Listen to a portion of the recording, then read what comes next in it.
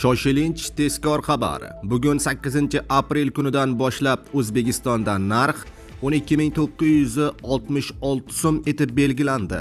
Barcha fuqarolar xabardor bo'ling. Assalomu alaykum hurmatli tomoshabinlar. Tezkor yangiliklardan, birinchilardan bo'lib xabardor bo'lishni istasangiz, video rolik ostiga like tugmachasini bosib, kanalimizga obuna bo'lishni unutmang. Like bosganlar video oxirida 15.000 so'm egasi bo'lasiz. Diqqat qiling, Markaziy bank xorijiy valyutalarning o'zbek so'miga nisbatan 8-aprel kuni amalda bo'ladigan yangi qiymatini e'lon qildi. Unga ko'ra, Rossiya rublining kursi 3.15 so'mga pastlab 150.23 so'mni tashkil qildi.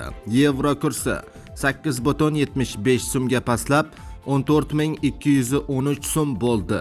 AQSh dollarining kursi 19.18 so'mga ko'tarilib 12.966 so'mni tashkil etdi, deyiladi xabarda. Bunda $100 1.296.000 so'm bo'ladi.